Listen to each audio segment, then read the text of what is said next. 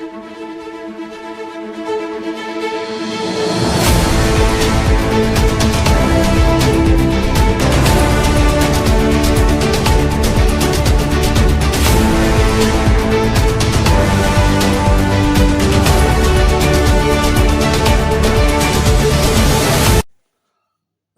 علیکم ورحمۃ اللہ وبرکاتہ۔ دوستو، آپ خیریت سے ہوں گے؟ طبیعت ناساز ہونے کی وجہ سے کافی دنوں سے آپ سے بات چیت نہیں ہو سکی، لیکن ملک کے حالات جو ابتر سے ابتر ہوتے جا رہے ہیں، اگر کچھ کہنے کی کوئی بات ہے تو لازم ہے کہی جائے۔ ہم چند روز سے پیٹرولیم کے تمام آئلز، ڈیزل، پیٹرول، کیروسین، اس سب کا ایک تماشا دیکھ رہے ہیں کہ کبھی یکم کو ریٹ بڑھا دیا جاتا ہے، کبھی یکم کے بعد جب سوئے اٹھتے ہیں پھر ریٹ بڑھا دیا جاتا ہے۔ یہ کیا تماشا ہے؟ کیا دنیا میں ایسا ہوتا ہے؟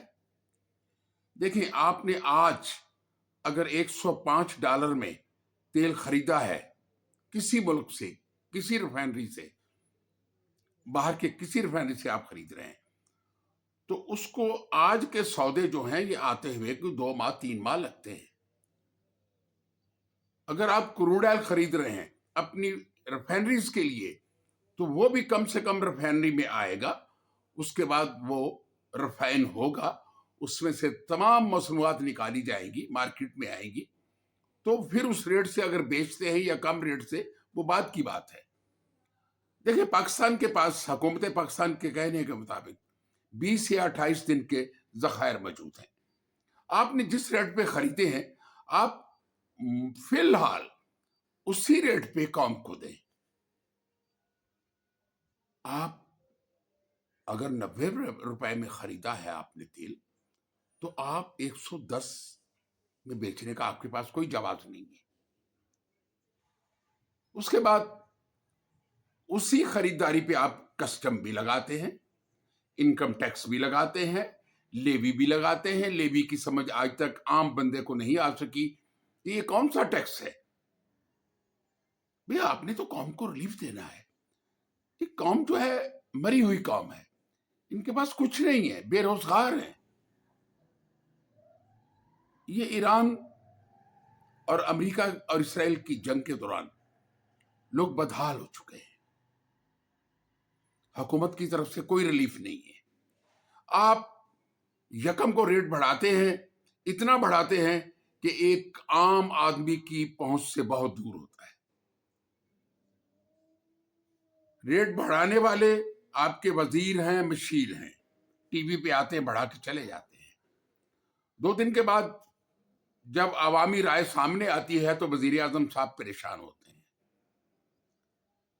وہ گونگلوں سے مٹی جھاڑنے کے لیے آتے ہیں اور آ کے کہتے ہیں کہ لو جی، یہ ہوا اور وہ ہوا، ہم نے 50 یا 55 روپے ریٹ کم کر دیا۔ بھئی، کم نہیں کیا، آپ تو 150-200 روپے بڑھا چکے ہیں۔ کہاں 262 روپے ریٹ تھا اور آپ 450 اور 500 پہ لے گئے ہیں۔ اس کو کم کرنا کہتے ہیں؟ نہیں، کم کرنا نہیں کہتے، اس کو بڑھانا کہتے ہیں۔ کون سی سبسڈی آپ دے رہے ہیں؟ کوئی سبسڈی نہیں ہے۔ یہ عوام سے پیسہ لے کے عوام کو الو بنا رہے ہیں آپ لوگ۔ دوسری بات یہ ہے کہ جیسے کہ اگر 1 لیٹر تیل جو ہے وہ بازار میں بکتا ہے پمپ پہ، بابا اس پہ جو کمپنی خریدتی ہے اس کا مارجن علیحدہ ہے، پمپ کے 8 روپے علیحدہ ہیں، ڈیلرشپ کے علیحدہ ہیں۔ دیکھیں آپ کس طریقے سے یہ تیل کی جو مصنوعات ہے اس میں عوام کا خون نچوڑ رہے ہیں۔ ایک عام موٹر سائیکل والا وہ بیچارہ 450 روپے میں کیسے 1 لیٹر ڈلوائے گا؟ وہ گھر کا چولہا جلائے گا یا موٹر سائیکل میں تیل ڈلوائے گا؟ دوسری بات یہ ہے کہ اگر کسی مد میں بھی تیل ہو، آئل ہو، جو بھی چیز ہے جس میں قربانی دینی ہے، عوام سے قربانی مت مانگیں۔ عوام تو قربان ہو چکے ہیں اور 75 سال سے قربان ہو رہے ہیں. کبھی وہ پیپلز پارٹی کے روپ میں ہوتے ہیں, کبھی نون لیگ کے ہوتے ہیں, کبھی جمیعت علماء اسلام ہوتی ہے, کبھی پی ٹی آئی ہوتی ہے, لیکن سب آنے والے سیاستدانوں کا اور حکمرانوں کا ایجنڈا ایک ہے, عوام کو لوٹنا اور لوٹ کر اس پیسے کو تقسیم کرنا. وہ کن کن ہاتھوں میں جاتا ہے؟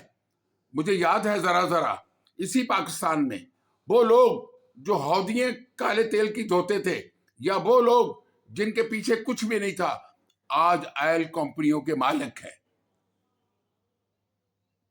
خدا را تمام آئل کمپنیوں کے مالکان کا پکا چٹھا نکال لیں.